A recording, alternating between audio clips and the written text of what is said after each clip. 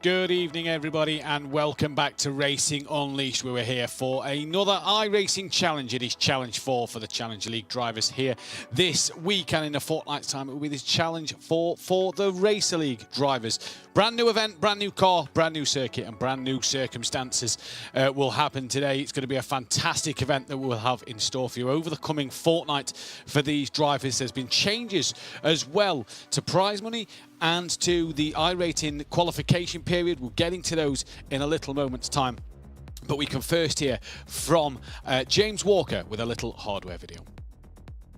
Is awesome. First of all, starting off with the tub, the chassis itself. This is actually handcrafted in Italy, and it's designed to simulate effectively what it's like to be in a single-seater environment.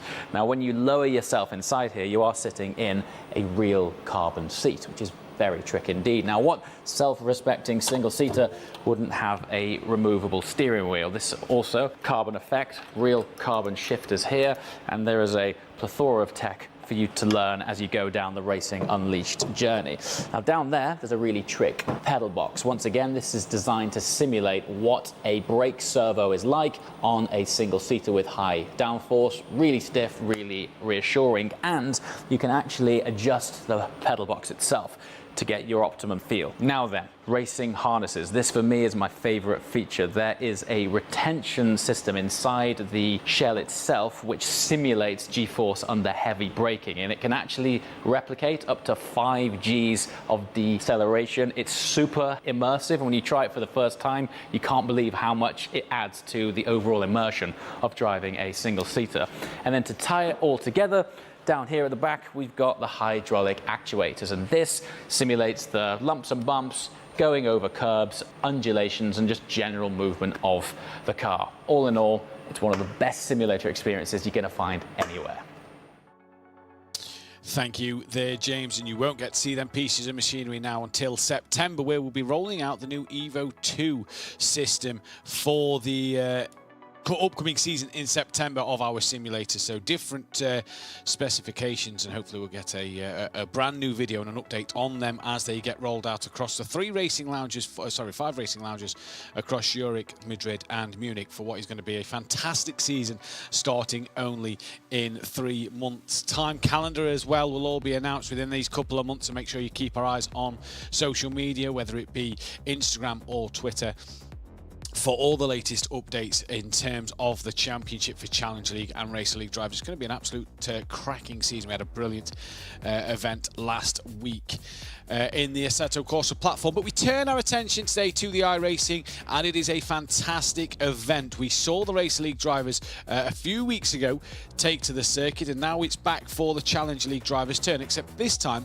a few changes in iRating for these drivers. So obviously 2 weeks ago you had to have a minimum 6,000 iRating to qualify for the Racer League event. That has now changed. I believe that is down to 4,500 if I'm correct for the iRating to get into that Racer League. So anything lower than 4,500 you will be able to compete in that Challenger League event for today, for example, provided you have done your qualification time in your pre-qualifying and are signed up, registered, and to get into this event. And then anything 4,500 and above will be for 2 weeks' time for the same event, but for the Race League, obviously, again, providing pre-qualification and all the times and information is correct.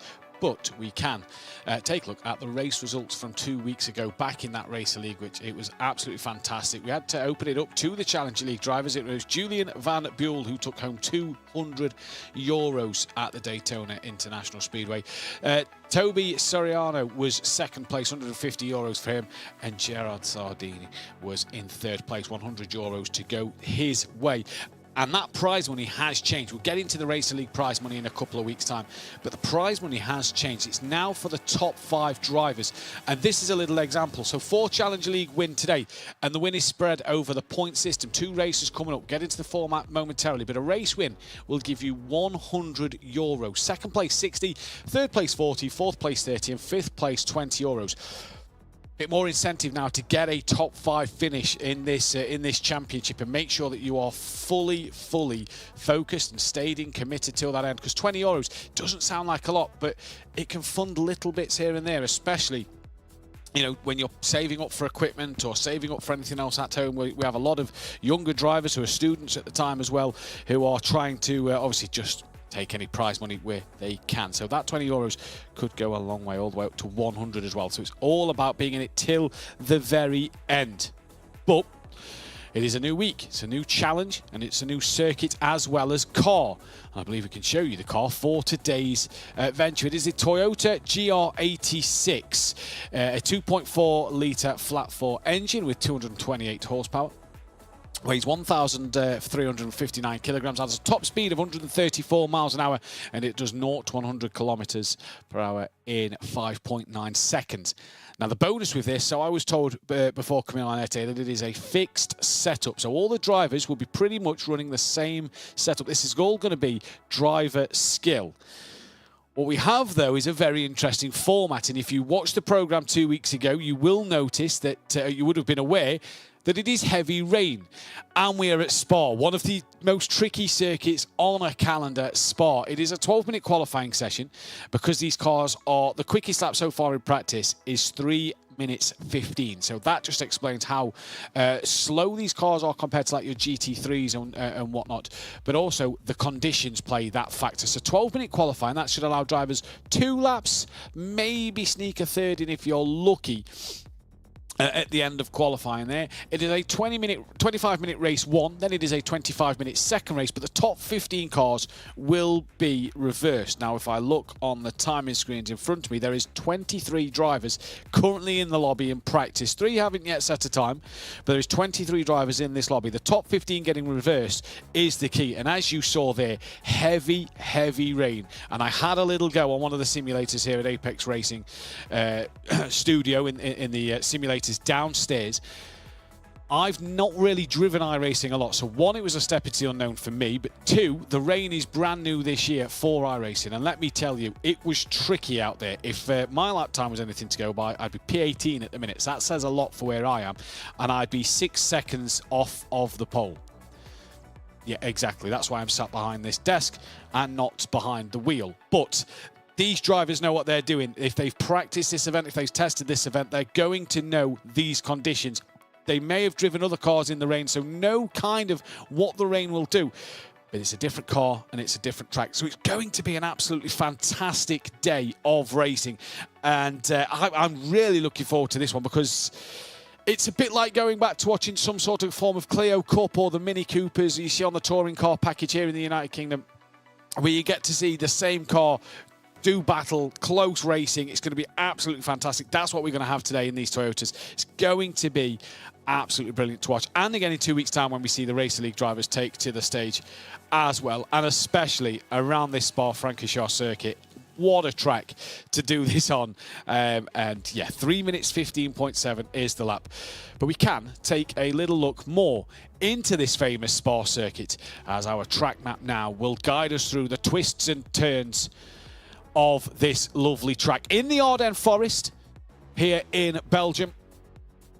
And it is a beautiful circuit, really is one of my favourites as a spectator and a commentator to talk about and to watch the racing around this circuit. Obviously, we have the 24 hours of Spa in the real world coming up later on this month, so that's going to be one that'll be fascinating to watch. But you've got such famous corners like El Rouge and Radion coming down towards Le Combe off the Kemmel Straight. You've got Pouon, the long left-hander before Blanchimont and the bus stop chicane at the very end. But it is a circuit that has got a lot of twists and turns, and there is chances to make mistakes all over the place. And let me tell you now, in these conditions, based off the testing I had a little earlier, in these conditions, Pouon especially is going to be a tricky one for the drivers to get right, as will Blanchimont. El Rouge is the trickiest part. Now, I was doing testing solo. There is, like we said, 23 cars out there on that track at the moment, meaning that they could move some of the standing water. There's a lot of puddles around. Aquaplaning is going to be crucial. You're going to want to stay off the curbs because they are going to be horrendous as you come towards the back end of this circuit. And this is absolutely fantastic track. It really is one of the best ones.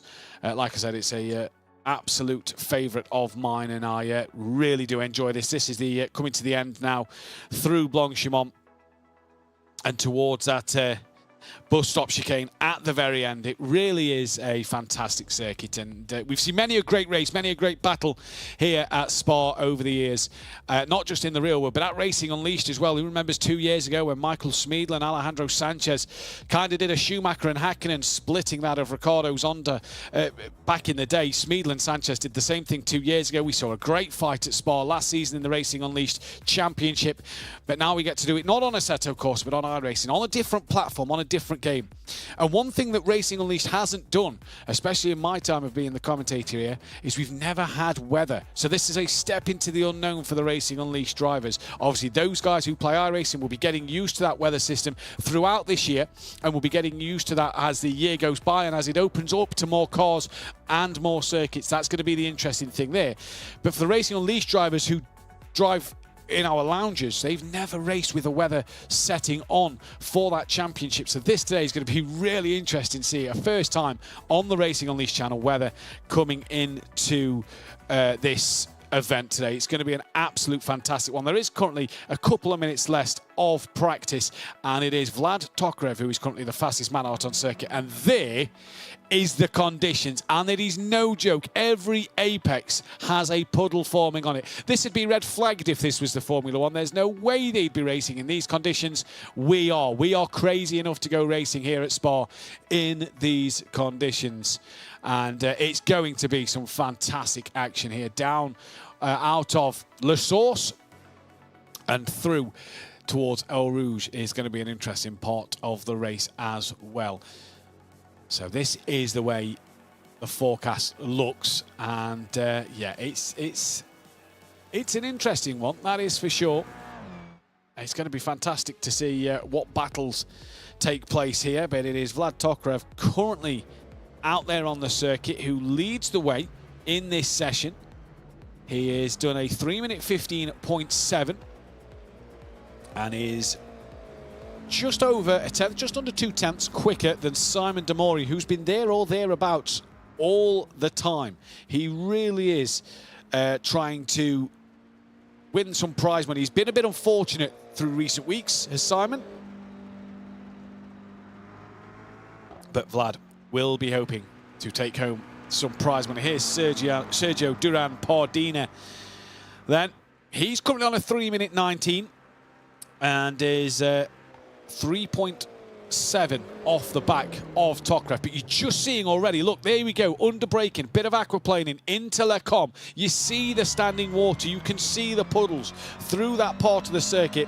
It is going to be an interesting one to see through this one as they come down towards the hairpin.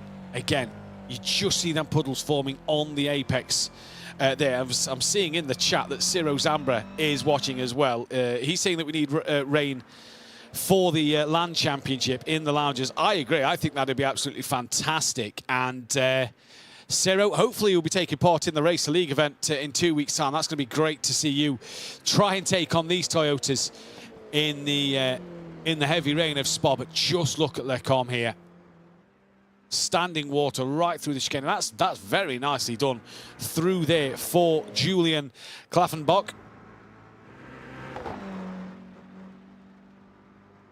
And this is going to be, like we say, it's going to be an interesting one to see. He's currently 2.5 tenths off the back of the pole at the moment with a 3-minute 15.979. This is Antoni Toranzo.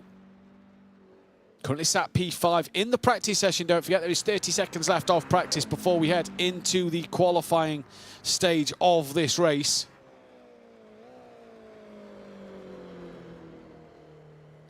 This is going to be an interesting one, that is for sure. Ciro is going to look if he can take part. That'd be great, Ciro, to see you out there. And congratulations the other day. Saw on the social media that you won an event, so congratulations to one of our Racing Unleashed drivers, our champion of the Challenger League from 2 years ago.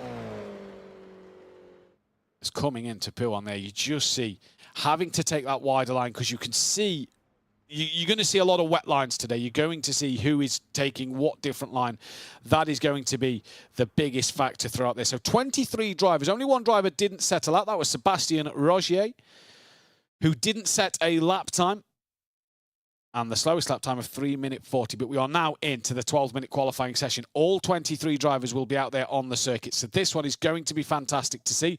And this one is going to be an interesting qualifying session to take a look at, because the outlap itself is so long that you have to make sure your tyres are prepared for this huge lap as they go into the first flyer. And like we say, if you're out early enough, you might just be able to sneak in a third lap.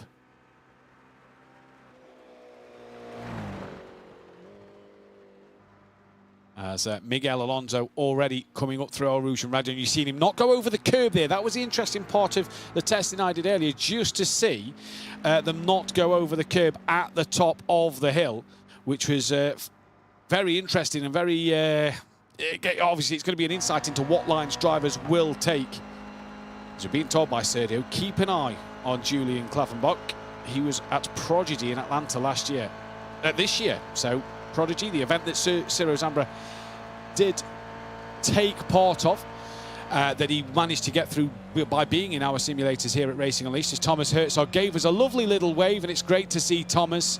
We had him in the studio back in Zurich last year for one of the events for the rush hour part of the program.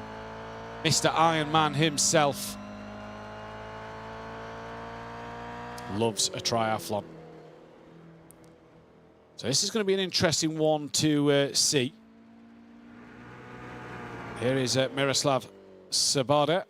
Not seen him since, I believe he took the first race win back at Hockenheim in Challenge 1 of the Challenger League. And I don't believe we've seen Sabada back since then, but he fancies a go here in the wet weather. This is going to be an interesting one to keep our eyes on, as he comes down now through Blanchimont, and you just have to ease that throttle. Just listen to the throttle here. I wonder if we can get an onboard shot from our producer to really sort of gauge how patient these drivers are having to be. You just see how hard he's working. You can just hear how much he had to feather the throttle through before coming in towards campus then, because it was very tricky. Through Stavolo now.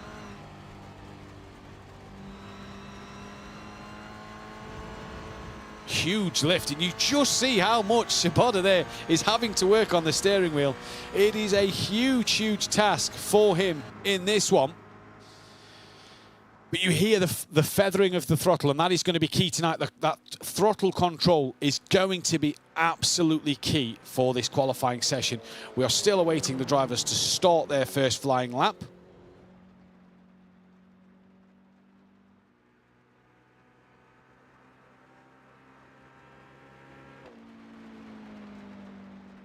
As the drivers coming through the penultimate couple of corners here. And I believe first man on a lap is nobody as of yet. I'm not seeing anybody on a lap just yet. Diego Garza is about to start a lap time though. He is the first man towards the line and will start a lap now. He is the first man to cross that timing beam. I believe now a few others have started to as well. The timing screen just slowly updated, so I believe there is a few others who have started lap. But this is Diego Garza. Let's hear him towards Eau Rouge then and see what that throttle input is like up Eau Rouge. Now these cars, they aren't quick cars by any stretch of the imagination. So you'd imagine Eau Rouge would be pretty easy to take, but in this heavy rain, let's take a listen.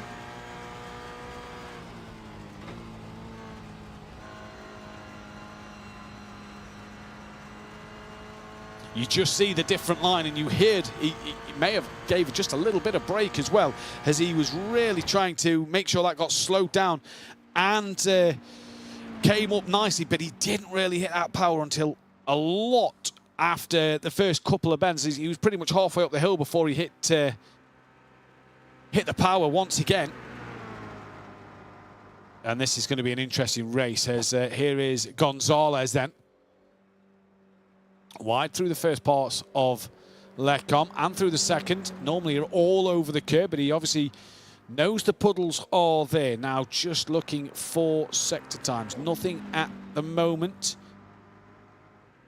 Sebastian Roger still not gone out there on a lap, so that would mean 22 drivers will take to qualifying. He didn't set a practice time either, so Sebastian Roger still the only man yet to set a lap time or come out of the pit lane. Here is Vlad Tokarev then.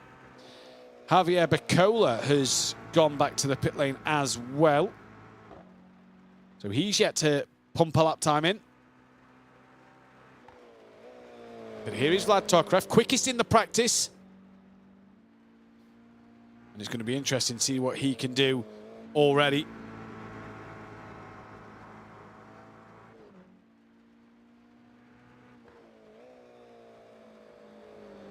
So this is going to be an interesting one. You can see there, great graphics at the bottom.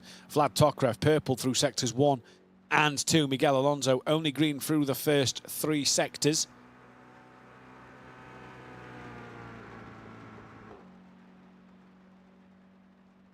So far, so good. If you are Vlad Tokarev. Not gone purple, though, in Sector 3. That has gone away the way of Ruben Villanueva. You just heard there through Blanchimont. You can see that standing water. Great camera shots that our producers are bringing us today.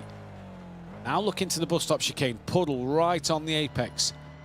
And again, patient, bit of a wider berth through that second part of the lap. Onto the curb, not as much as you normally would in the drive. Vlad Tokarev not purple through that 4th sector, and in the 5th sector, he goes purple for the time being. A 3 minute 15.9 for Tokarev. Villanueva has gone P2, Alonso's P3. Sabota already up into 4th place. We saw how much Sabota was struggling on that outlap. And drivers' lap times now coming in thick and fast. This is going to be the interesting one then. Currently on board with Tim Bellicke, who takes an interesting line there through the final chicane. Lovely livery on that car, the white and green. Takes an interesting line through the chicane, comes towards the final line now, and will start his first flying lap. Here does Tim Bellicke. Javier Bacola still in the pit lane, as is Sebastian Rogier. And Harris Skenderi is about to put a lap time on the board. He goes P14 at the moment, some 10 seconds off of the pole time. Here is Edgaras Stau, the Lithuanian,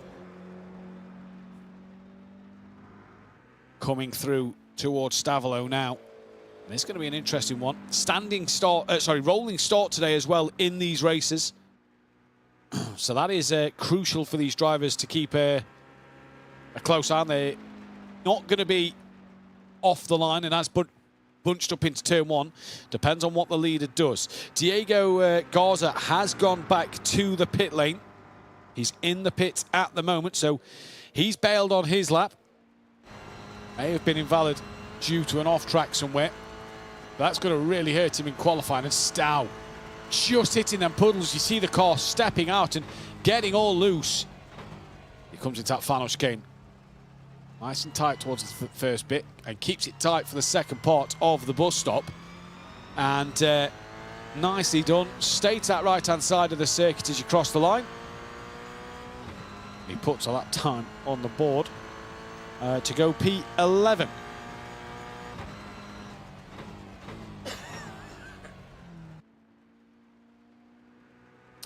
Miguel Alonso now then, P4. Kovacs is in the pits.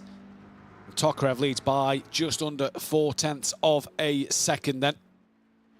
Derek Torres close to the end of a lap. Here is Torres now on screen. Coming in towards the chicane once more.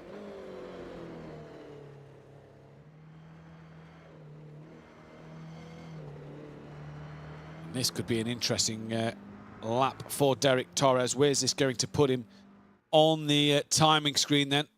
Doesn't stay to the left-hand side of the circuit. Goes 15th, 10.1 seconds off the pole at the minute. Borges Orzo's P14, 5.99. Next man to complete a lap will be Juan Ferrado, just behind. Here is Sabota, though, P7 at the moment, coming towards the bus stop chicane. And it's going to be an interesting lap for Sabota here, then.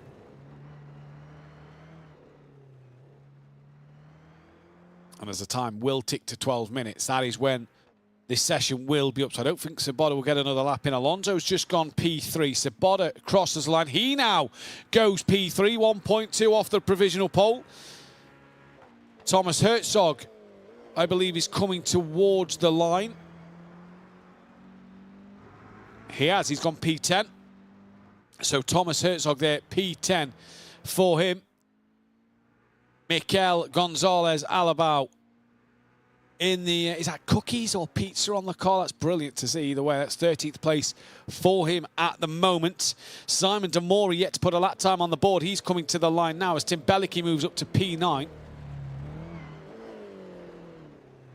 And here is Skenderi then, the Swiss driver.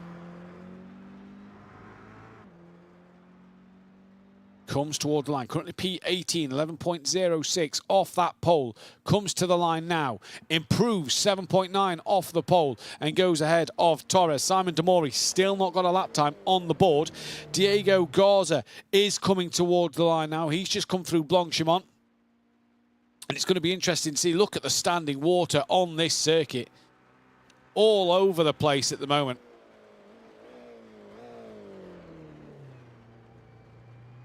Just runs a little deep at the first part of the bus stop chicane there, but that's not going to hurt him too much, is it, for Garza? And this is going to be interesting to see as he comes to the line with qualifying 30 seconds from the end. I don't know if there's any driver close to completing a lap. Edgar Stow is. So I believe Stow might just get to the end of his current lap that he's on. And that'll be the end of that. Garza didn't set a lap time. Here is Stow. This is going to be tight to the line. I don't think he's going to be able to put this lap time on the board. 1 second, and nope, there it is. That is unlucky for him. Just a couple more seconds, and he might have been able to improve his lap time there then.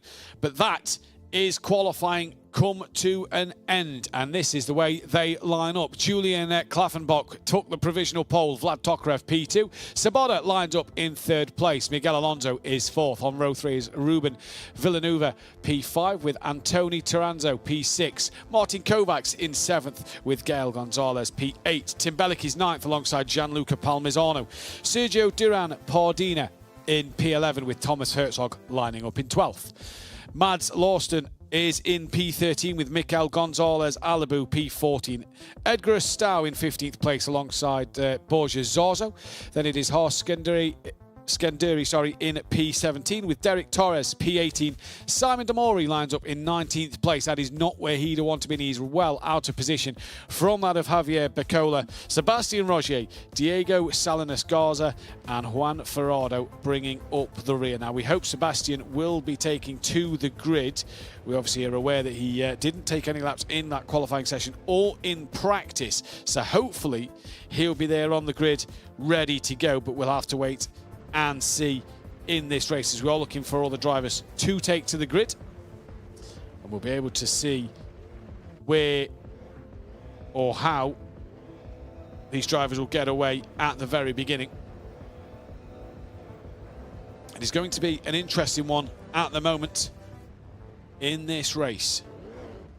The drivers now get underway and they take a short rolling start. Becola and Rogier will not take the start of this race. There is 21 cars. Top 15, don't forget, will get roles reversed in that second race. As we come towards the chicane. And I believe Julian Klaffenbach didn't take the start either. So that puts Vlad Tokarev on the pole. So Klaffenbach there did not take the race start and has already lost out on 20 positions due to tumbling down the order there. And we, for the first time today, well, Tokarev is not waiting. He has already checked out up front. Now Klaffenbach is back. So I wonder if that's a little connection problem on his end there that made him just disappear for a brief moment and come back onto the screen. But it is Julian Klaffenbach down into turn 1. Nice and easy into the lead. A few cars just being very cautious looking to turn 1. And nicely through they go. You see the spray coming up from all the cars, but it is very cautious already at the start of this race, and that is a nice, patient way to go. And I believe that was Sabota trying to go side by side already in towards El Rouge. It's not Sabota, it's the two behind him. who now go single file. That is Alonso and Villeneuve. Tim Bellicky is out of this race, it's saying on the timing screen there, so not sure what's happened to Tim Bellicky. We've only done the first corner, and Tim's already dropped down the standings. Again, I wonder if that is just a little connection issue. We'll hopefully get that resolved for himself. He's not actually out this race. Hopefully so. We'll see what happens. You can see there Klaffenbach out the race and reappearing. So that is definitely connection on Julian's screen. Palmisano is now out of this race. So not sure what happened to Gianluca Palmisano with Tim Bellicky. Both out of the race already. And that is not the start they'd have wanted. And Klaffenbach here is flashing all over the screen, as is the fun of sim racing. But Tokarev closely following to the back of Klaffenbach.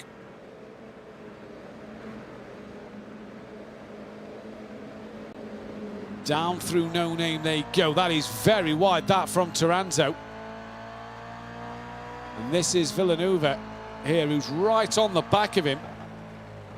Having a look at Blanchimont, but then puddles on the inside aren't going to make it easy. That gap may have just opened. He's now going to try and stick up the inside for the second part of Blanchimont. He's all over the puddles here. Through they go. They make contact, and around goes Villeneuve. Well held to get it pointing kind of now back in the right direction. But really, he's nearly flicked the headset and headbutted his steering wheel there. Be careful, young man. Really, I have to say, kind of his own fault. He put the car up the inside where the puddles was and just aquaplaned into the side of the green and white Toyota. There was another car in the background off, but this is the battle for the lead. It is Julian Klaffenbach already out front, not pulling away, managing to keep a nice tidy gap to that of Tokarev behind him, who's got Sabota there as well. Klaffenbach out of this race again. I assume he's going to reappear. There he is. Whoa, that is rather close for Tokarev for a car to be reappearing. Yeah, that is a little sketchy. And Tokarev is going to try and look around the outside after having a heart-in-mouth moment, seeing that car just reappear in front of his windscreen. He's now going to try and cut up the inside, and Klaffenbach into the pit lane, not sure why. So it is Tokarev from Sabota. And we'll see what happens at the moment. He may have been told about them connection issues that he has to return to pit lane to try and sort that out from race control. Taranto currently P5 now with the virtual reality headset on. Make sure you look to your right because there's a car there. That is Kovacs. He's trying to tuck underneath through La Source. Gets a great switchback now. Has he got the momentum out the corner, though? They are side by side with each other. And has Taranto got that move done over Kovacs? It's a great fight at the minute. The Portuguese slash Spaniard gets past Kovacs, the Hungarian. And now Kovacs gets a great run and can try and come back at him through Radion, down the Camel, straight they go. He's gone to the outside. The puddles are on the inside, and you just hear there, Taranto just had to have a small lift. You heard him hit the puddles. Klaffenbach is out the pits. And I believe, no, just Klaffenbach out the pits. So still Bellicky and Palmisano out this race. In fact, Palmisano is now registering in the pit, so maybe a connection issue for Gianluca. As to Mori, he's climbed up several places in this race, already gained 10 places up the inside at Lecombe. Just aquaplanes a little wide as he comes through the puddle. And he's up one more, he's up to P9 now. So Simon De Mori on a charge at the moment. The Austrian driver has just got ahead of Thomas Herzog.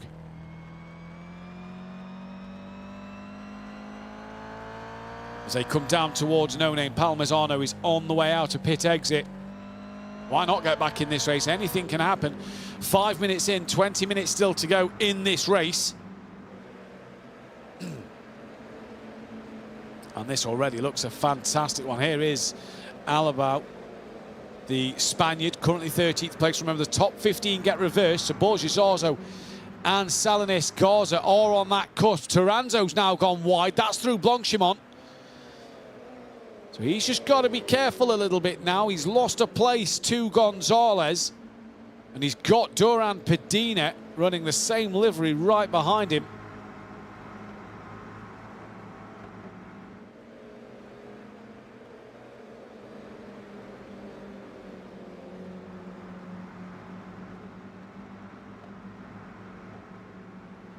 Duran Pedina currently running P7 in this race at the moment. And that is wide again from Toranzo. That is through Stavolo then. Goes very wide, dropped a wheel or two onto the gravel on the outside, just trying to push them limits a little bit. Now, this is the interesting part, is that standing water that was around this part of the circuit just looks like it's starting to be a little clearer. They seem to be taking a bit more of a normal line through this part of the circuit. Look through Blanchimont, though. Still very wide for some drivers.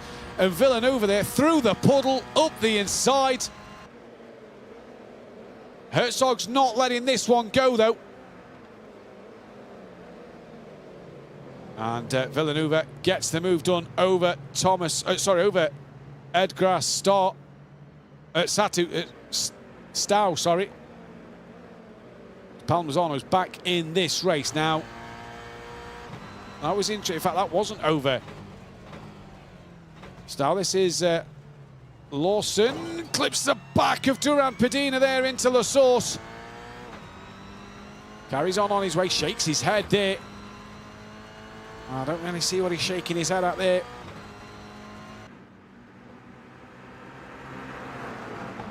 Here is Stow at the moment. We can take a look at the replay of the start of this race. This was Tokarev's point of view as he gets away. Obviously looking forward to Kleffenbach, who we saw, it said tumble down the leaderboard, but was struggling with connection. And that was why he was so low down. This is Villanueva up the inside at Blanchimont, and you just see he goes through the puddle, just kind of can't turn in. The car just will not grip, and he slides into the side of the green and white car. Just watch again from the car behind, and yeah, just sort of aquaplanes wide. Torres all on his own into Pouan. Just dropping a wheel onto that painted AstroTurf. And this is Gonzalez overtaking Toranzo, who was very wide himself. And look, you just see over the AstroTurf and on the painted area where it is going to be even slippier. On board with Gonzalez, Alibu now on the back of Stow. Kleffenbach back in this race. He's got past Torres. So that is for position.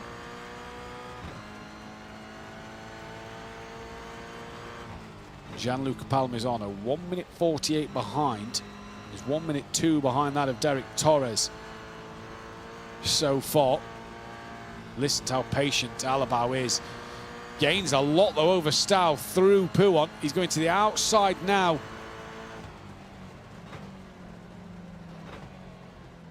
Of the right-hander, and Stow there just drifting a little wide, trying to avoid the puddles. You see the different lines are taking, the wet lines. Oh, steady, losing the rear, but well held at the moment.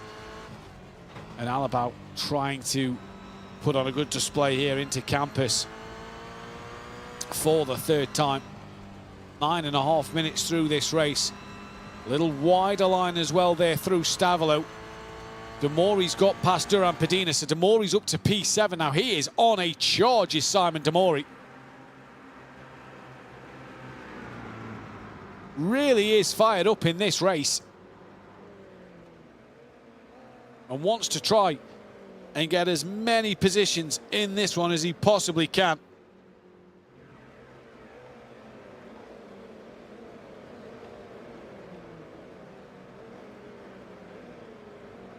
Garza here to the outside of Borges. Zarzo at the bus stop chicane. They get very close under braking. Zarzo the inside line. And Garza the inside line now for the second part. Just drifts a little wide. Taps the side of Borges. Zarzo. Little silly there, knowing the puddle's on the apex. You're not going to be able to get that turned in. Here's your race leader, though, Vlad Tokarev, already doing great things in this race. 3.6 ahead of Sabota, who didn't have outright pace in this race early on. but he's driving a great race so far.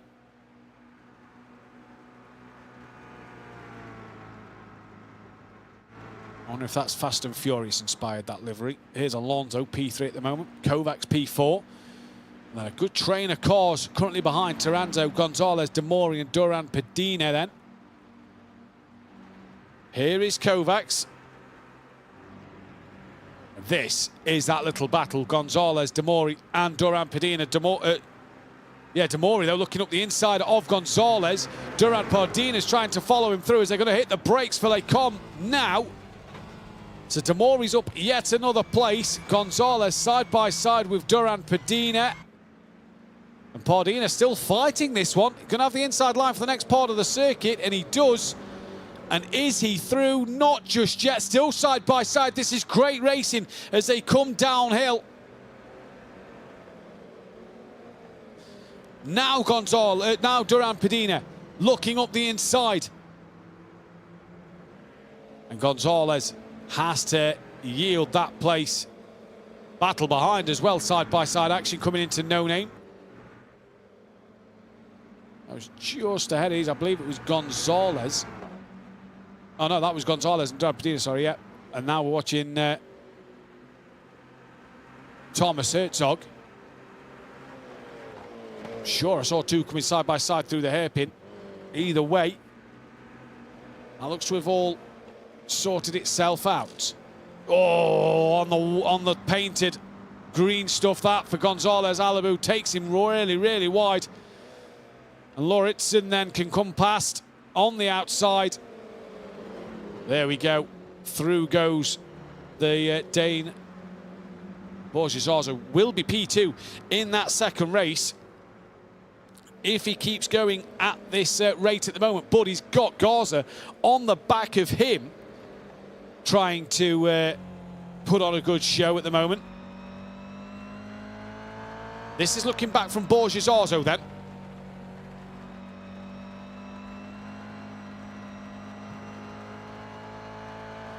That is a spin there for Garza. Just dropped a wheel over the curb and he lost the rear of the car. Now Duran Pedina looks a little loose coming through Blanc-Jamon towards the chicane. Man, he just hold it all together. This is going to allow Gonzalez to have a look up the inside maybe at the bus stop. No, he can't. We're over half race distance. And drivers now just struggling to overtake. They're struggling to see where their lines will be without having to make a few errors.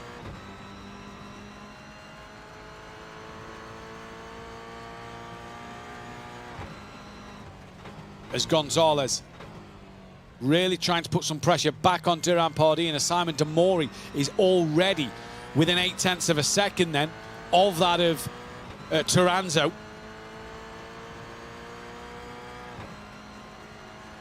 That is for P5. Demori's actually not got the fastest lap of the race. That's gone to Vlad Tokarev, a 17.1.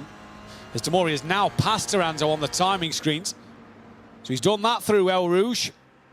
And Radion, great job, great drive up. 14 places here for Simon Demori. And obviously it's about scoring the points in this one. So this is where it's going to be vital for him to try and score as many points as possible. Gonzalez now trying to come back on Duran Pedina as they're going to look up the inside in towards that then of Lecomte.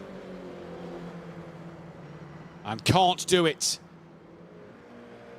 Pedina hangs on once again. Can Demori in these last 10 minutes gain on the back of Kovacs? He's about 5 seconds behind. It's going to take some doing. But he is currently on the last lap. Simon Demori was 1.8 seconds quicker.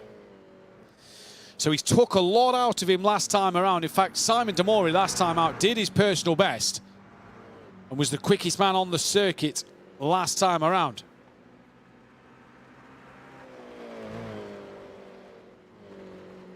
He's a man who's been there and thereabouts for the last couple of races. He's really trying to take home some prize money with him. Obviously, the extended bit of prize money now for the top 5. which is going to make this a little more interesting as they come through this race. That is Thomas Herzog. Behind him, Duran Pedina. What has happened to him in this one? He's dropped right down the order. Then he's gone from 7th place all the way down to 10th. He's lost a few places. And that is unfortunate because he was having a great race early on and had a great fight with Gonzalez in this race. But now could come under some pressure. Here's Miguel Alonso being put under some pressure by that of Kovacs. And while these two fight and squabble, this is going to allow Demori to gain even more time. He's not really lost any time to the race leader. That gap's now down to 4 seconds between Demori and these two. So he's coming early on here.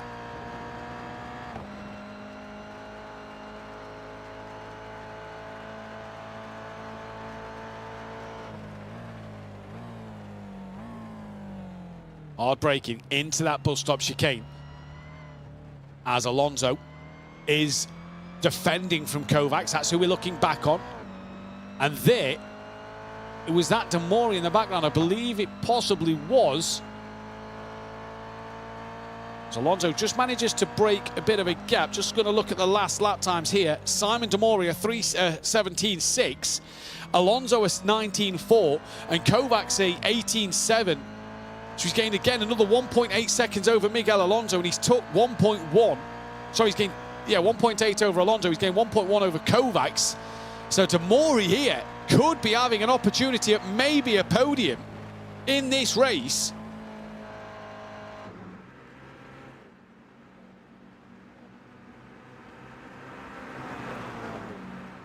We have a few more replays to show you once again. This is Toranzo coming up Eau Rouge, and you just see he's hit a puddle and has to take the escape road. Oh, narrowly avoids the wall, sorry. This is Demori's view. This is how he got past him then up through Eau Rouge. So Simon Demori, that is how he got past. Duran Pedina now back on the rear end of Thomas Herzog.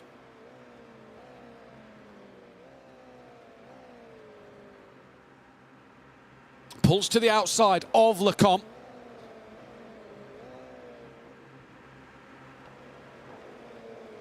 And sweeps around the outside. Lovely move from Duran Pedina. Herzog didn't fight that one too hard. Knows there's still plenty of time left in this race, and there's a second race to come as well.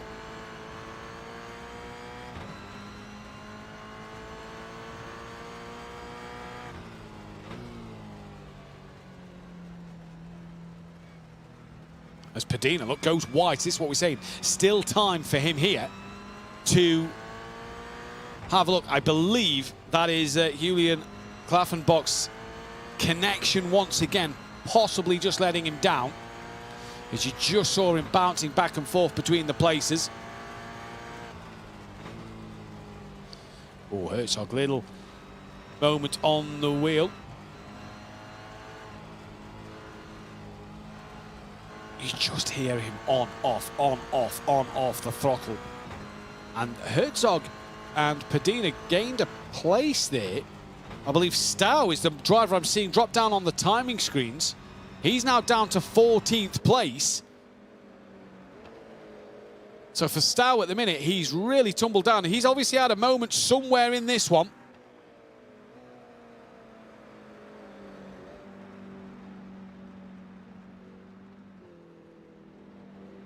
So at the moment then, it is Tokra from Sabota, from Alonso. This is the battle for the podium. Kovacs is the car behind him, P4. Look for Simon Demori now. He's got within a couple of seconds. There he is in the background. 5.5 minutes left to go in this race. So this is going to be crucial at the moment, as here comes Kovacs pulling out at the bus stop chicane on the inside of Alonso. Can he make this one work? I don't think he will. He's not far enough alongside. And Alonso tucks that back in, but runs a little deep on exit. And now Kovacs is going to try and come back at him. Will be on the outside line for the source. And I don't think he got the run out the final corner he would have wanted. No, he didn't. But while these two are having a great little battle here, he's now going to think up the inside and tries to send one on that of Alonso. Gives him a wide berth. Into the source they go. No contact made. And I still think Alonso has hung on to this one. He has indeed. This is allowing Demori to get even closer. Gonzalez has dropped down to 8. Villanova has got up to P7 now. And already Demori is gaining on the back of these two. 2 seconds in it. You just see how twitchy and how patient they have to be up through Eau Rouge. They come, but Kovacs really attacking the back of Alonso late in this race. 4 and a bit minutes to go. This is crucial here.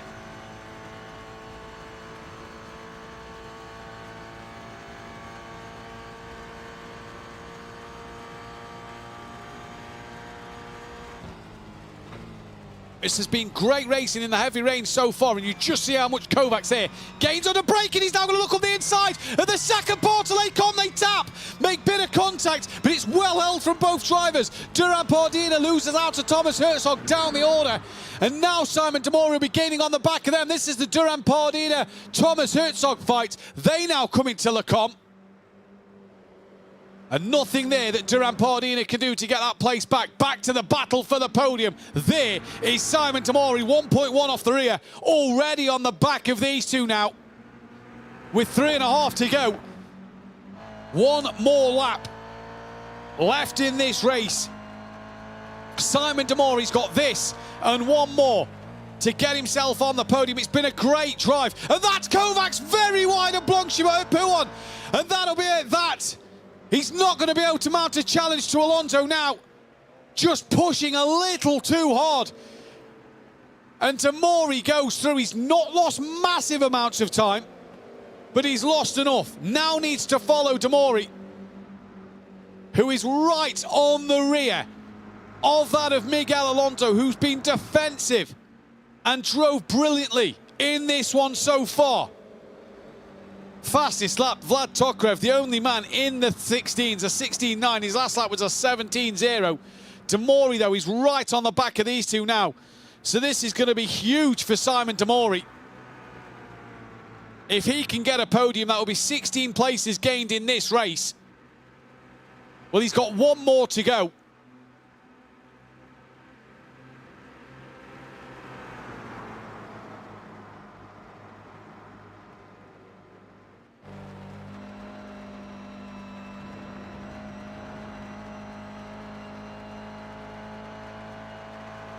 Alonso to the chicane once again. Offers that inside line. Demori's later on the brakes. He's going to try and have a look. Manages to stop the car and thinks better of it. He's now going to try and get a better run out of the chicane down towards La Source. And he didn't get a great launch, but this is it now for Demori. He's got to go here. Stow into 15th place. Him and Garza are having a great scrap. Demori, though, to the outside at La Source. Is he going to try and brake later and tuck back underneath that of Alonso? He's not going to be able to. Alonso driving very defensive and very well here at the moment.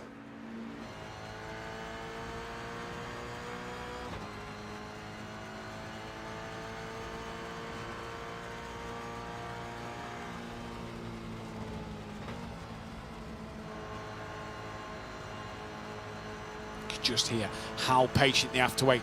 Now Demori applies the full throttle. Now he starts to mount an attack, and he got on the accelerator fully, way quicker than Alonso there, because he's now got to run down the Kemmel straight. They come for the final time in this first race. They are side by side. Demori's just snuck in front of Alonso here, and they are going to be on the outside. Is Demori coming down towards Le Comp for the final time, side by side, braking it at pretty much exactly the same point. Demori sweeps around the outside. That is a great move from the Austrian, who's gained 16 places in this race and is now sitting on the podium.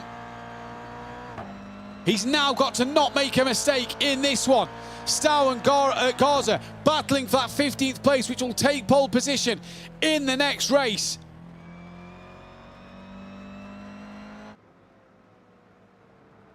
This is that battle, as Garza's actually lost out to Scanderi then. So I'm not sure what's happened. Alonso now back under pressure from Kovacs. Kovacs wants them points. Points mean prizes at the end of the day. The more points accumulated, the more chance of winning the prize money. So Alonso in this race was P3 for all of it up until this final part.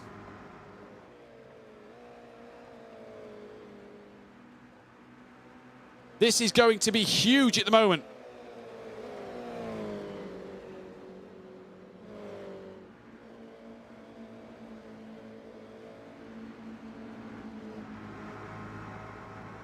Alonso and Kovacs doing the battles once again here, taking it all the way to the wire.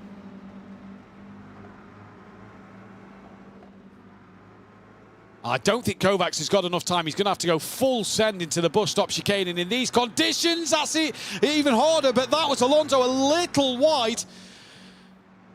He managed to hold it together, but he looked a little squirrely coming out of Stavolo there. This has been a fantastic race, and Vlad Tokarev's about to come to the line, but this is the battle between Kovacs and Alonso. Contact is made, and Alonso's rounded into the wall. And he is going to tumble down the order, but Vlad Tokarev is going to take the race win. It's been a dominant performance from this man. He has been fantastic in this opener. Sabota will come across P2. Very good drive from him as well. And then it is Simon Tamori. Take nothing away from this man's performance in this first race, because that was fantastic. Kovacs P4, Taranto P5.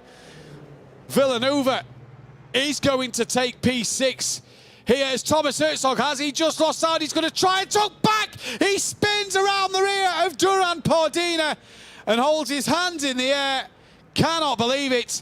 Villanova P6, Alonso down to 7th, Gonzalez 8th, Herzog 9th, Lawson P10, Alabau P12, Duran Pardina will cross the line. Sorry, Alabau P11, Duran Pardina P12, Kleffenbach slowing down at the end. That is potentially tactical there for Kleffenbach to cross the line in P14. Borges also crossed the line 13th place. And just looking at the screen here, Edgras Stau, P15. So that will be the top 15 that will be flipped for this second heat. That was absolutely crazy at the last lap, the very end of the lap as well. Thomas Herzog making contact, Kovacs making contact also.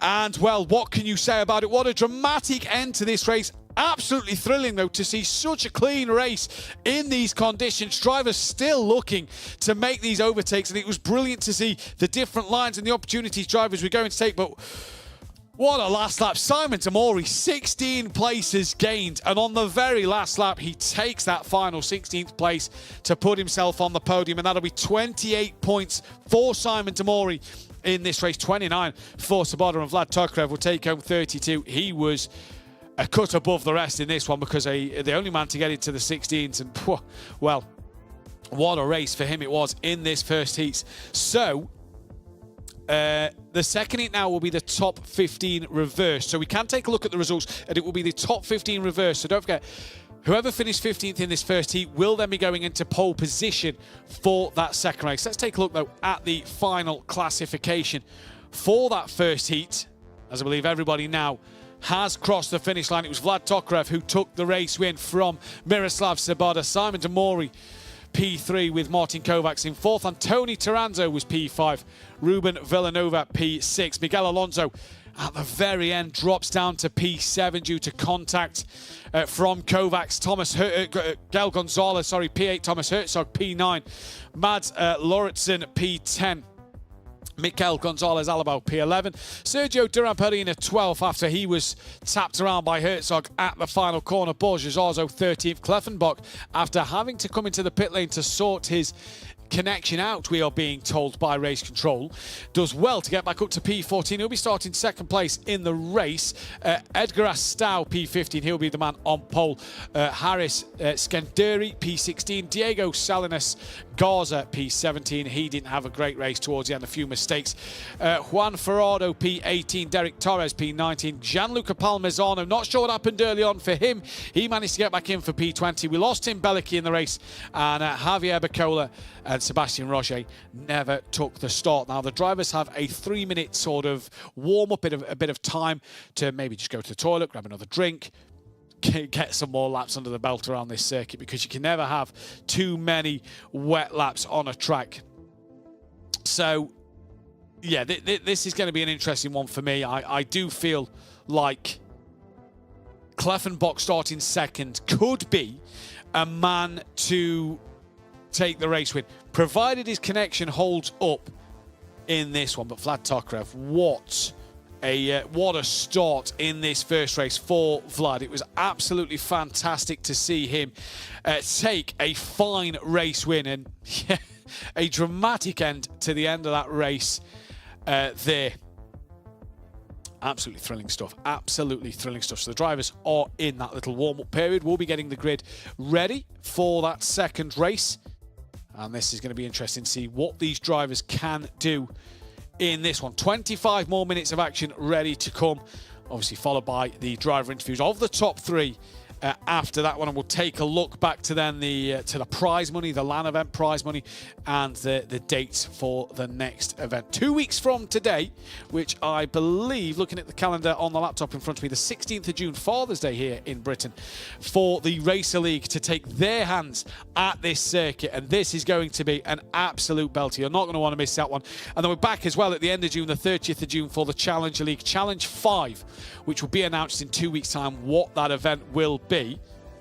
So that's going to be an interesting one to keep our eyes on. Don't forget, the prize money once again for these drivers is €100 for first place, €60 for second, €40 for third, €30 for fourth, and €20 for fifth. So this is going to all be interesting to see who does what. But it is Vlad Tokarev, 32 points to his name. Sabota got 29.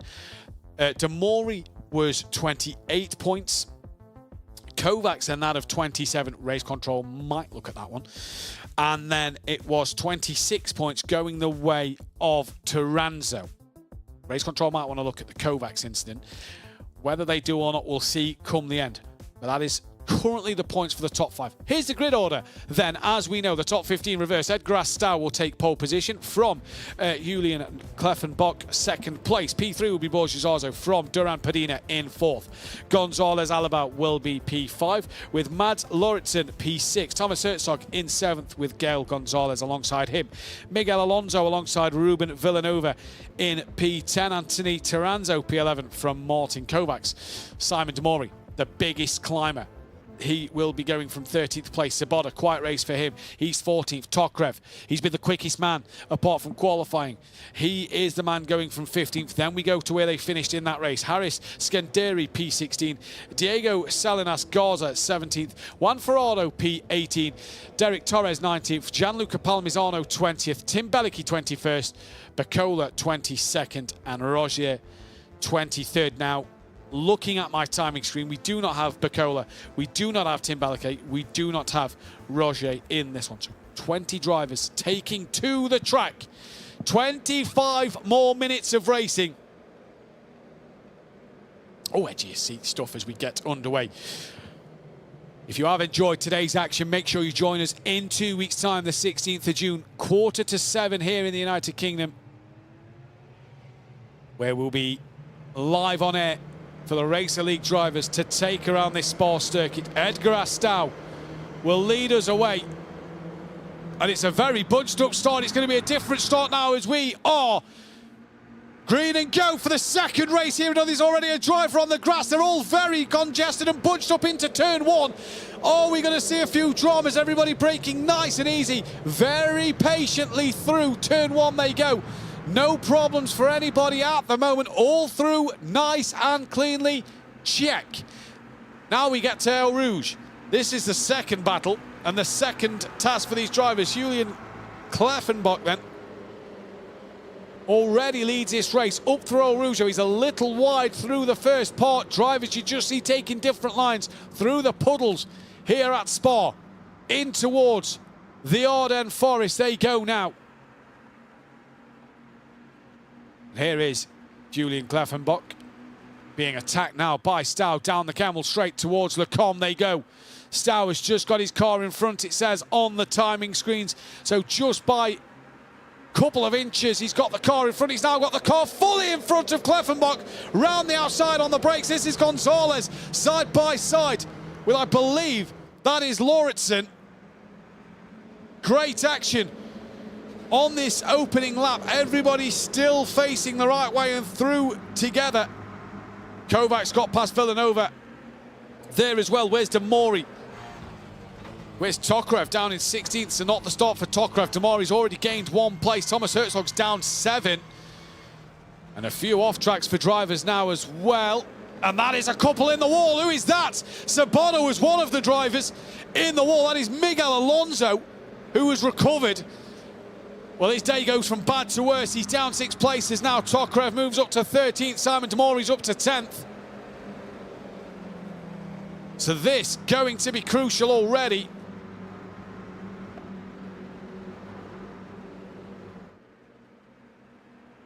And that is Stout, who was leading this race, but going through Pouon, has gone wide and has tumbled down to P5.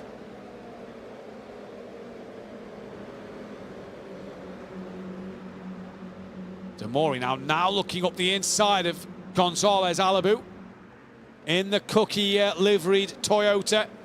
And Demori now up to P8.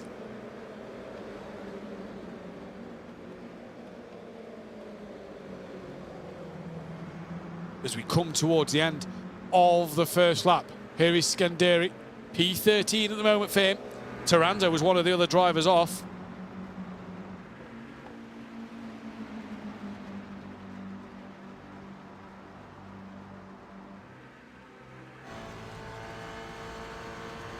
This is Simon Demori, though. He's already up 5 more places. He's gained 21 places in the racing today. That is Villeneuve, very wide. Gonzalez now going to have a look. Where's Demori going to do? Going to sit behind. He's going to look up the inside of Gonzalez, though. Has to wait. Nearly drove into the back there of Villeneuve. Kovacs has got ahead of Borges Zarzo, so Kovacs driving well at the moment. Demori looks to get the run out the final chicane over that of Gonzalez. There's battles up and down the circuit. Little wiggle for a car behind, as they all come across the line. 18 seconds separate the field at the moment, but Demori is going to look up the inside of Gonzalez. Easy as you like. It's another place for Simon Demori. He's up 6 places. Tokarev is only 12th at the moment.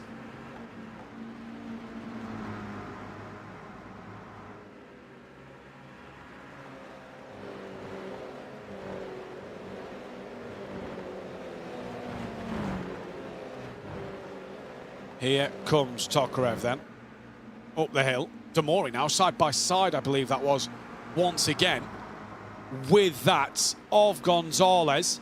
That's now sorted itself out. It's now Alabau and Lauritsen who are side by side. And then it is Herzog and Tokarev who is also together. Lauritsen gets past Alabau, looking on the back of Demori already. So Demori has lost back out to Gonzalez here.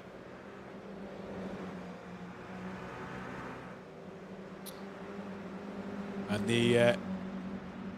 it's judged to be a racing incident, we're being told, from Alonso and Kovacs from the final lap of race 1. Racing incident, so Kovacs will keep that P4. Here's Duran Pardina up the inside of Kovacs, who was P4 race 1, and Sergio and Herzog racing incidents as well. Duran Pardina stays P3. Sorry, stays P3. Borges Zarzo there. That's Kovacs now up into 2nd place. So he's having a great drive at the minute. Was 4th in the first race. Currently going 2nd at the moment. Could be what he needs to take home that €100. Who's that wide? Gonzalez Alabu is one of the drivers. And I believe it was just Gael Gonzalez who was wide as well. Lauritsen's off the track, and it was Gonzalez who was wide. So Demori up to 7th. Tokarev is now 8th.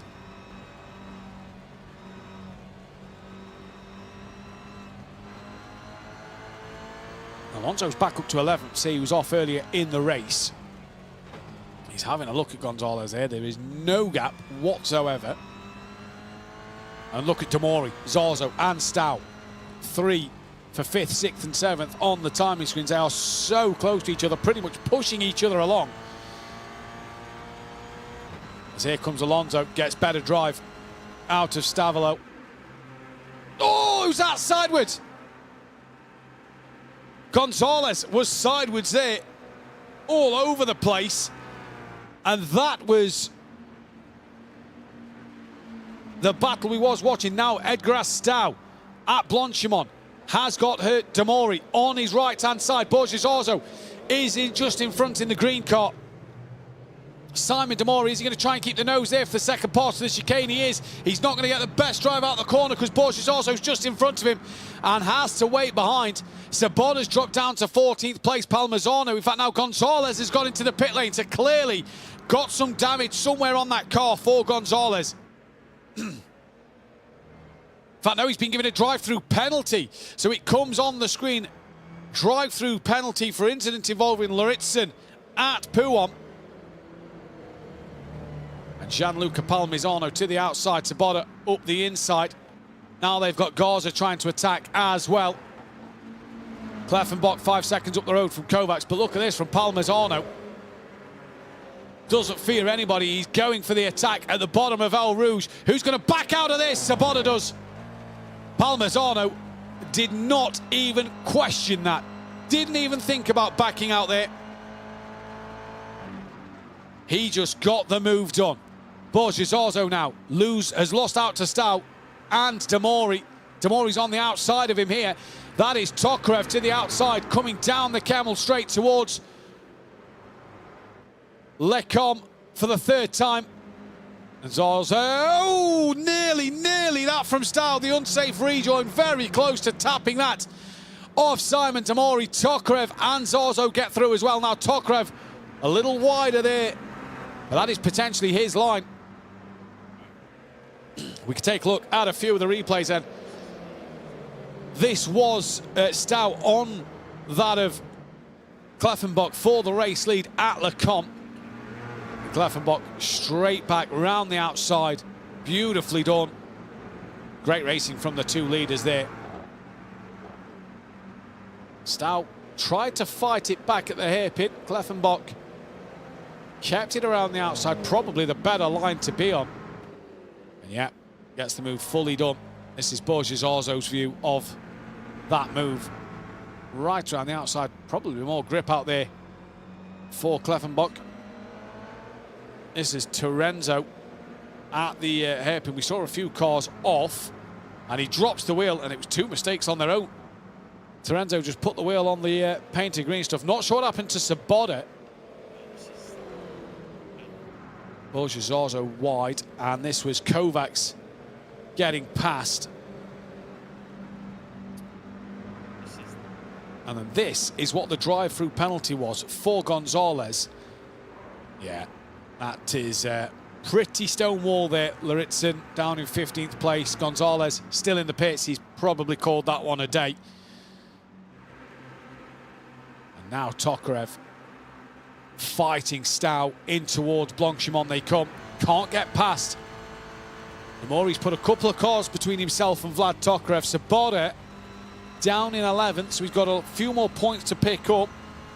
Taranzo is down in 17th, so failed to see where he's going to score the points in this second race to maybe take some prize money home with him. And Demori's just passed Duran Padina on the timing screens. Oh, look at that. Tokarev on the exit, just drives around the outside of Stout. Fully past him. Better traction on the power earlier. Great move. Great move that from Vlad Tokarev. Alonso getting up the inside of Thomas Herzog. No, that's Thomas Herzog up the inside of Alonso, sorry. And Herzog moves into 9th place. So Tokarev's up 8 places. Kovacs is up 10. And Simon Demori is up 9. And Demori now 2.5 seconds off the back of Villanova. But matched him last time around whilst making an overtake. This is Herzog and Alonso. And Herzog backs out of that. Does he? Yes. Tokarev, though, was side by side, I saw, with Borges Orzo. He's not now. He's ahead of Borges Orzo. And this is Kovacs side by side then with Villanova. There in the background is Simon Demori. He's got Duran Pardina on the back of him as they come down the Kemmel straight. Kovacs looking to take home €100 today. He's driving brilliantly and just lets Villanova have the place. But he's gone so deep at the first part of Lecom. Gets the second part horribly wrong because he's got to go so slow as he takes the tighter line. And Kovacs through. Villanova will have to fight another day and try and come back at Kovacs.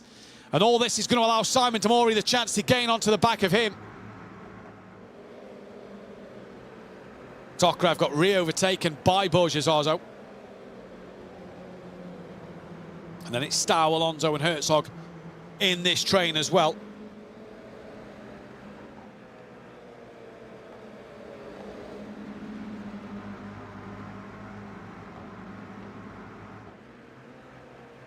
All going nicely at the moment out there. Tokarev currently P7. So that'll give him 24 points to go with his 32. So that'll be 56 points. For Kovacs at the moment, he's having big moments through Pooh. And Kovacs got 27 points in race 1 and is then currently on for 29. So that'll be 56 as well as Stow. Just so I'm looking at my notes, has had a problem. And Lauritsen nearly into the back of him there.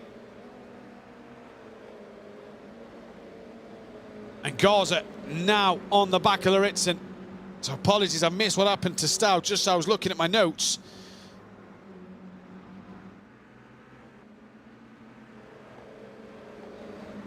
Now Borges-Arzo has Tokarev on the outside of him. So 66 points for Kovacs and Tokarev at the moment. Change that because Tokarev gets another place. That'll give him 57 points in this one currently.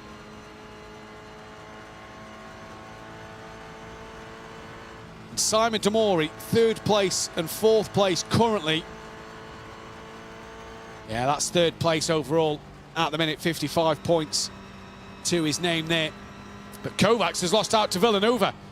So that's a change for 2nd place. And that'll help Demori out because there he is on the back of these two. Kovacs trying to come back underneath Villeneuve out the bus stop chicane. And has the drive. Is he alongside? Well, yes. Is he past? Not quite. He's fully now. Make sure he chops the nose off Simon Demori. He's going to look on the inside. Whew, how has he got that stopped and not into the back of Kovacs there? That was nearly a huge moment. And he just looks like nothing's happened there, does Simon Demori. So Kovacs back into 2nd place and back into 2nd place by my calculations overall.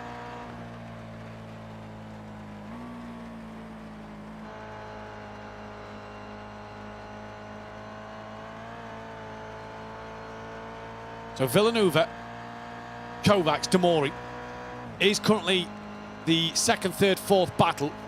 Duran Pardina is there, a 2nd behind. Vlad Tokarev 3.6 off the back of that. And now look at the slipstream. Demori on the back of Villeneuve. Kovacs is going to go up the inside at the com. Does Villeneuve get it stopped? He does. They just rub doors a little bit.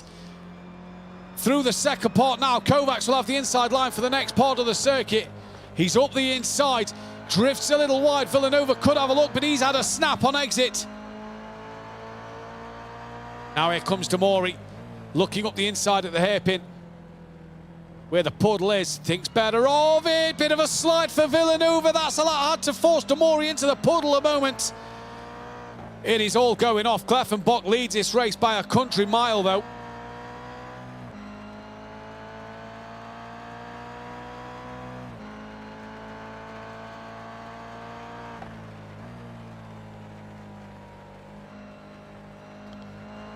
Villeneuve just lost a lot of time this lap over Kovacs, who's just finding it a little twitchy out there at the minute.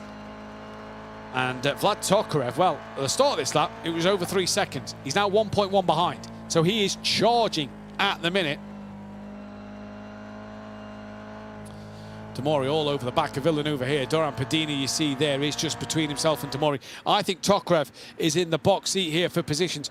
Villeneuve is so twitchy at the moment. He's so loose out there. Just possibly overdriving the car a little bit. But Demori's not close enough to have a look. Where is Taranzo? He's down in 15th. Sabota is up to 10th. So he's on a comeback drive for possibly a bit of prize money here. There is Sabota, kind of all on his own in this one.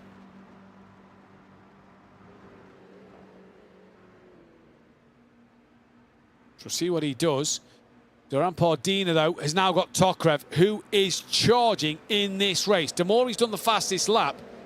Tokarev is charging. Demori's past Villeneuve there. Now Villenuve's back in front. Tokarev around the outside of Duran Pardina. That's what's happening in front. Tokarev moved on. Duran Pardina had a bit of a moment. That is Demori out on the curb. He's trying to keep it down towards the inside line of La Source. And he is side by side now with Villeneuve, who's going to have to give him the inside line. Demori's in front. Duran Pardina's got back ahead of Tokarev, so he's had better drive out the chicane. But Villeneuve trying to fight it. He's now on the painted stuff over the outside curb of La Source, and Demori now through. Tokarev's just set the fastest lap on the last lap. Great bit of racing here at Spa today. And the Racer League drivers in 2 weeks' time could be even more fascinating. Here's Borja Zarzo now on the back of Alonso. Up through Eau Rouge. They've got Thomas Herzog behind them.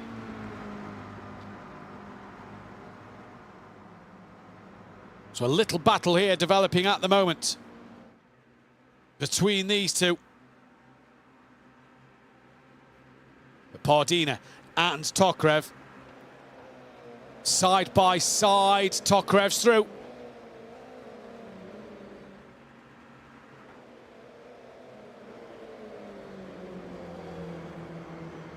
Here comes Alonso.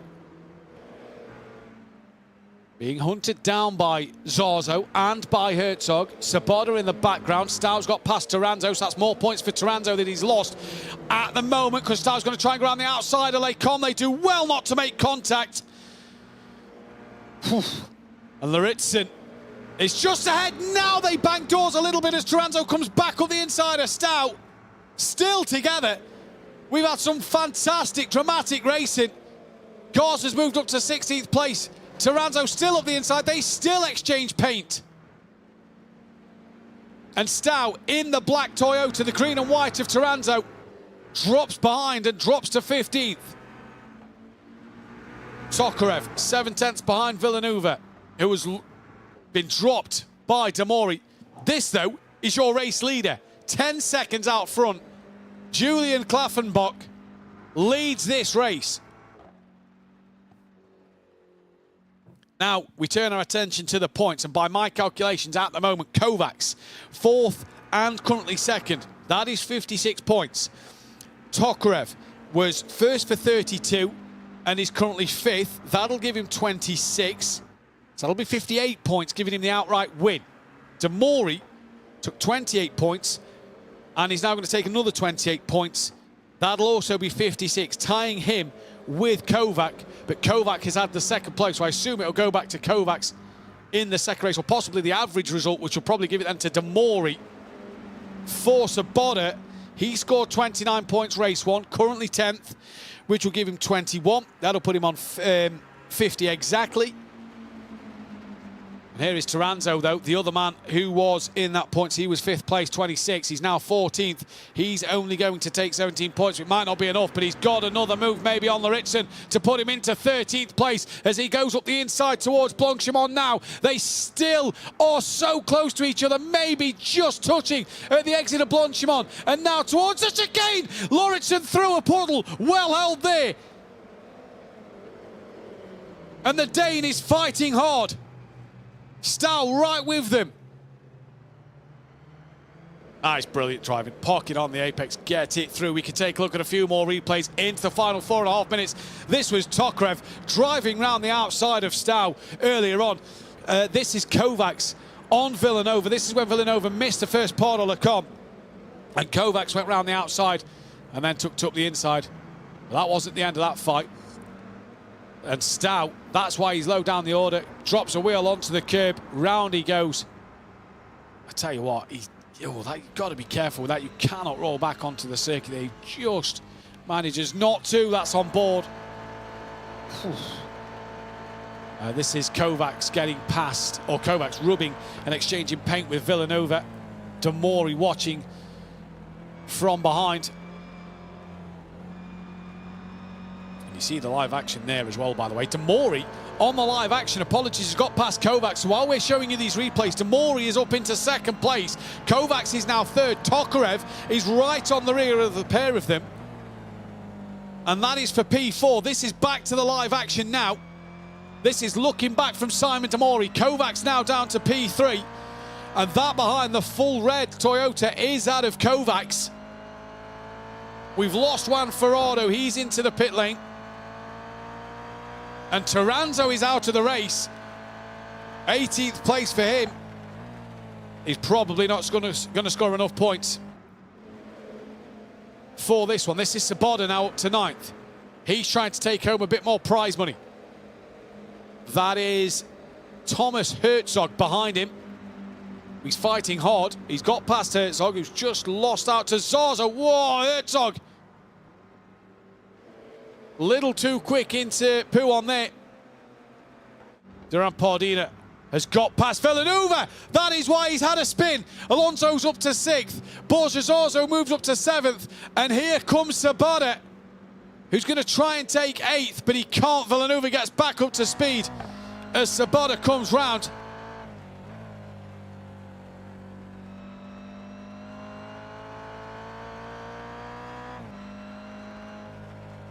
Great racing at the moment in this second race. Been drama all day. The heavy rain has provided us with some great entertainment, and this is going to go down to the wire. Simon Demori, the car in front. The red and white car in the middle is Kovacs. Then it is Tokarev in the full red livery Toyota. Second, third and fourth, and potentially at the moment, by my calculations, 1, 2 and 3 on the points tally for the end of today.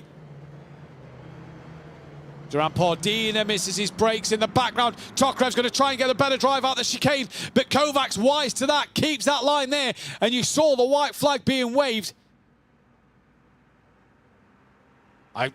Yeah, the white flag is being waved, so this is the last lap of the race. And we can take up a couple of the moments. This is what happened to Taranzo then.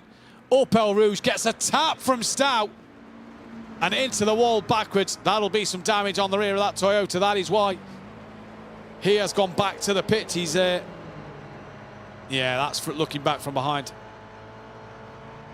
And this is what happened to Villanueva.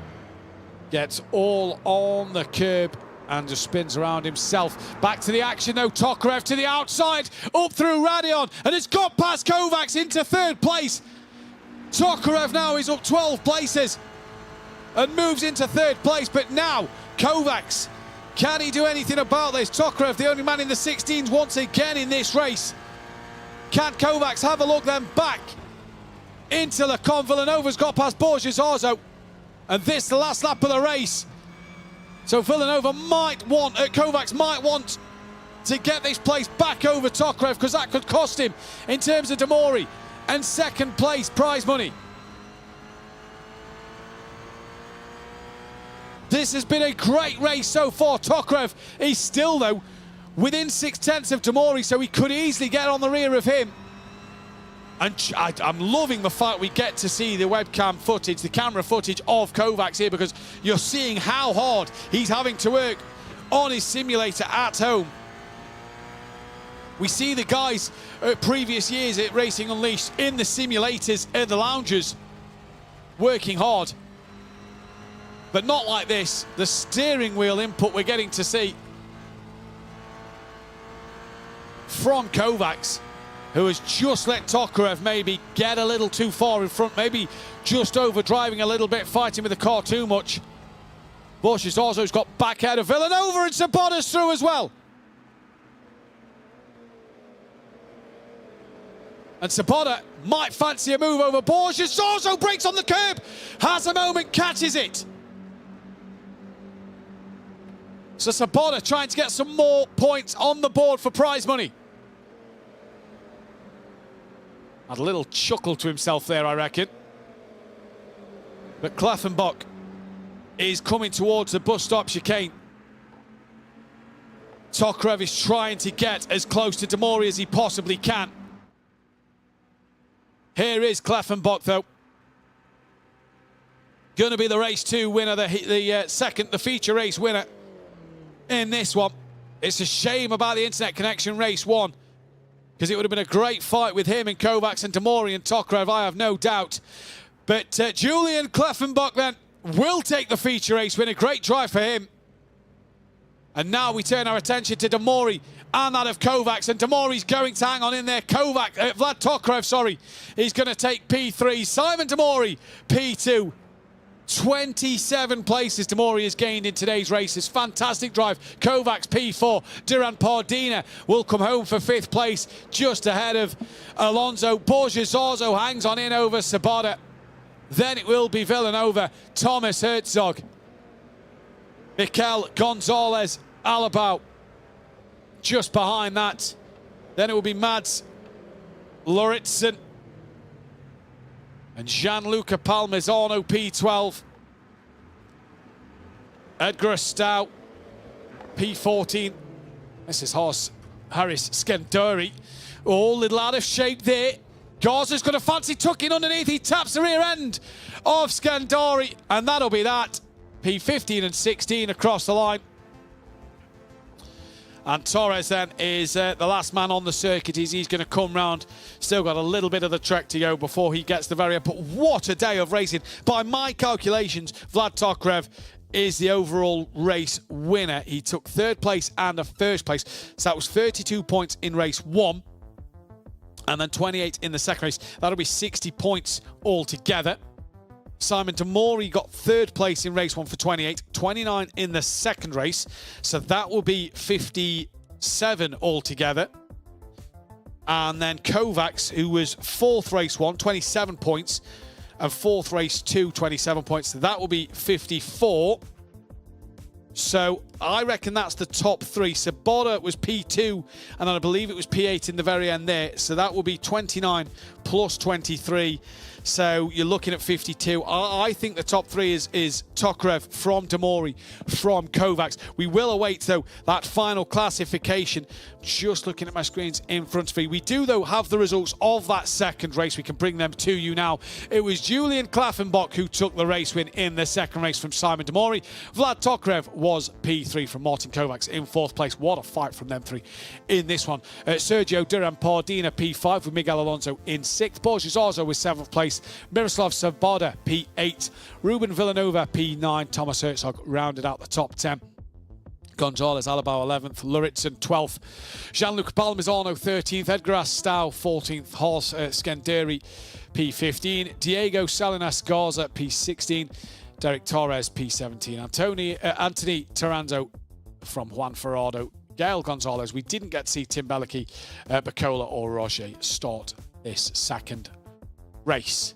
We can all catch our breath. We can all take a moment. We're just going to wait for a confirmed results from our race control. We can then bring the drivers in for a quick chat. And I believe it is just flashed up on my phone in front of me here by race control that the standings are, and I'm just going to ask my producer, is this final classification that I've just been sent? This is final classification. Vlad Tokarev is your overall race winner. Simon Damori, 2nd place in the points from Martin Kovacs. Sabota will take 4th place. And Kleffenbach, because of that race win, will take 5th place. Alonso would have finished 6th with Villanova 7th. Duran Pardina 8th. Thomas Herzog 9th. And Borja Zorzo 10th place. So the drivers to take the prize money. 5th place, 20 euros will be going the way then of that of Julian Kleffenbach. 30 euros will be going the way of Miroslav Sabota. The 40 euros and one of the drivers we'll speak with on the podium will be that of Martin Kovacs. 60 euros will go the way of Simon Damori, and Vlad Tokarev will take home that 100 euros. That is confirmation right there, and we'll get to speak with the top 3 momentarily. Now, don't forget, if you are new and are interested in joining the action here at Racing Unleashed, one of the rules that's in place to make sure the drivers have that prize money, to make sure we know it is them behind the wheel, have to have a camera on display. We saw Damori's, we saw Kovacs, we saw Tokarev, so they are fine to take home the prize money. If you do not have a camera that is working, and our producers will make sure and talk you through any problems you may have during that, then make sure you do get in touch if you are in that prize money list. as well as maybe wanting to register for future events. If you do, go over to apexracingtv.com, apexracingleague.com. Apologies. Head over to there and check out the registration event for the Racing Unleashed event in 2 weeks' time. If your iRating is 4,500 or more, if not, hold your horses, wait, because at the end of the month, we'll have another challenge 5 for the Challenge League. So if it is under 4,500, you can register for that one then. And I believe we can speak with some of our podium position places. We can start though with the overall race winner, and it is going to be that of Vlad Tokrev, who took the race win and will take home €100 with him. Vlad, that was a very good day and some very good racing from yourself. Thank you. Just talk us through a bit of that, because it was the second race seemed a lot harder than the first. Yes, second race was very tight. I expect some crashes and... Now, the cars seemed very similar today, obviously on a fixed setup. Did that make it harder in race 2 to get to the front? Sorry? With the cars being equal, did that make it difficult to get to the front? Oh, yes, except in the rain there is one racing line, so it's very difficult. Very difficult. And just tell us about the rain, Vlad, because that looked hard. Yes, as I said, one racing line, so you just waiting for mistakes or something happened. A good day for yourself. Sorry, go on. Sorry, Vlad. No. A good day from yourself. The only driver to lap in the 3-minute 16s in both the races. So great pace. You have to be happy with first place. Yeah, I'm very happy. I did many laps of practice, so I'm happy. Sorry for bad English. No, that's fine. You're absolutely fine. We'll let you get on with the rest of your evening, Vlad. €100 coming your way. Congratulations. Thank you. Thank you again. Vlad, very well done, Vlad Tokrev there for the race win. The Russian driver. We can now speak with Simon Demori then, who will take P2 and 26 places over the course of today. Simon Demori gained. Simon, that was a pretty good display of overtaking. Thank you. Yeah, I had some quite good battles there, going up through the fields in both races, and yeah, I'm just glad everyone was very respectful also with the difficult conditions, and yeah, they all seemed to cope quite well. Yeah, very well. It was very tricky conditions. Obviously, with you having to come through so many cars, both races, just talk us through what the conditions was like, what you were seeing from your point of view, because it looked horrendous from what we saw. Yeah, I mean, when you're up front, or if you have like a big gap in front of you, then it's quite good actually, the visibility. But obviously when you're going from the back of the pack, the visibility is quite poor with the spray coming off of all the cars, and especially going down the long straights, it was pretty awful at the starts. But yeah, I just tried to pick out like some markers at the side of the track, like the braking boards or the start of the curves, that would help me to still know where I am. And yeah, in the end, I'm glad I didn't miss any braking points and cause any big incidents. Now, you gave me a moment in that second race. You was behind Kovacs coming into La Source. You got so close to the back of him. How did you not manage to hit the rear end? Because I, at one moment, thought you was going straight into him and you somehow got it stopped. Yeah, I mean, we both took the inside line off a normal line that you would take in the drive, because where the rubber is, there's a lot more slippery in the rain. So we both tried to take the inside line where it's a bit more grippy, but he kind of surprised me because he was braking so early, and also he was kind of overtaking another car, so I thought he would go a bit deeper. But yeah, I just stepped on the brakes a bit more and hoped that the tires will lock up. And yeah, I also saw that it was really close, and I think I also gave him a little tap, but yeah, I'm glad he didn't spin in the end. Indeed. €60, Simon, coming your way. You've been there or thereabouts for the last couple of challenges. It's great to see you finally in the top three. Yeah, thank you. I'm super happy as well to be in the top 3 finally after missing out so many times.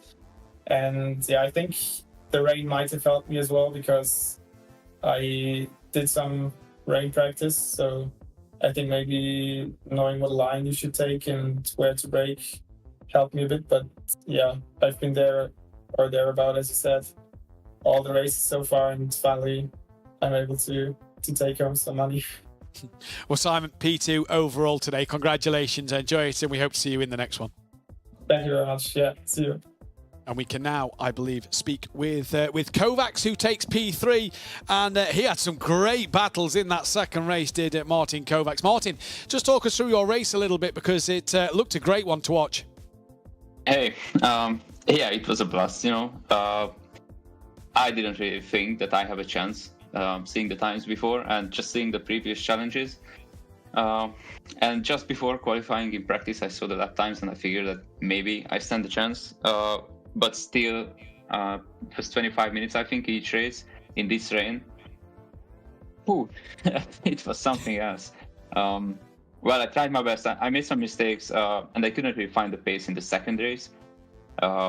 It was just around the time both times in both races when Simon caught up to me. So I didn't really put up much of a fight.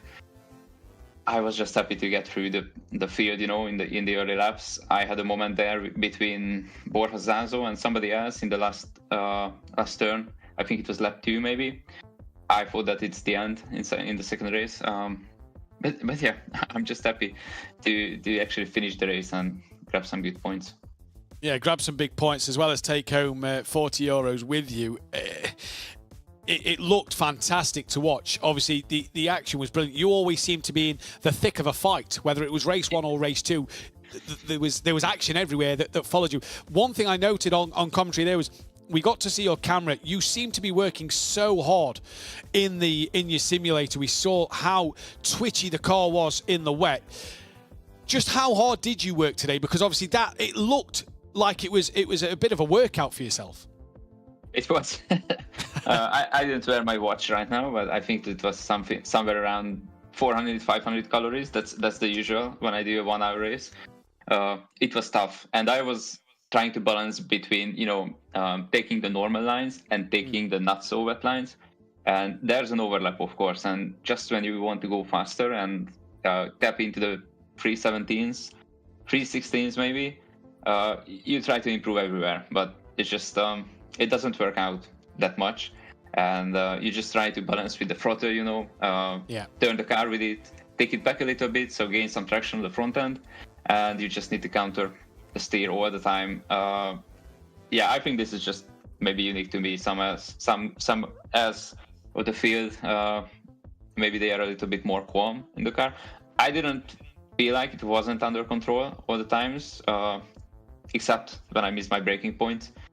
But yeah, it was good fun. It wasn't really hard to actually drive the cars, you know. It was more difficult to actually race the cars when you were 2 wide, 3 wide, and there's just one single line in Blanchimont, for example. That's scary. Yeah, indeed. Well, Martin, €40 coming your way. Congratulations today. Great racing. Hope to see you next time. Thank you. See you.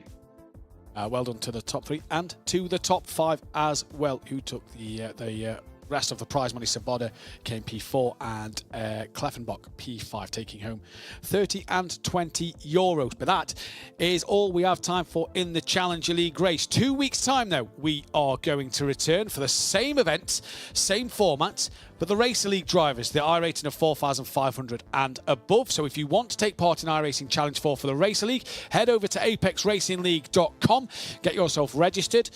Make sure you're a part of the Racing Unleashed Discord and all signed up and registered. You have to do a pre-qualifying time. The top 30 drivers in that pre-qualifying will be the ones on the grid for 2 weeks. And again, in 2 weeks, we get to announce that brand new Challenge 5 event. I believe we can also show you something that is coming up in September, and that is the prize money for the LAN Event Championship, the in-house event. These are in the Racing Unleashed simulators themselves, the brand new version 2 simulators coming out for this season in Madrid, Munich, and in Zurich, whether it's the airport, the Kemptor Lounge, or in Calm.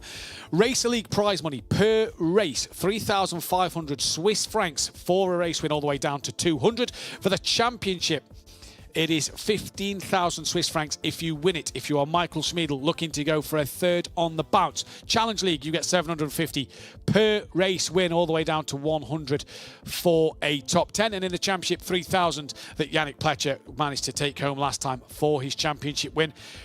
Who will be the new Challenger League champion? Well, that all starts in September, and that is what we have to look forward to coming up in a few months' time. But from all of us here at the Apex Racing TV studio, it's been a great day of action for the Challenger League drivers. We look forward to seeing you in 2 weeks' time for more of the same at Spa for the Racer League drivers.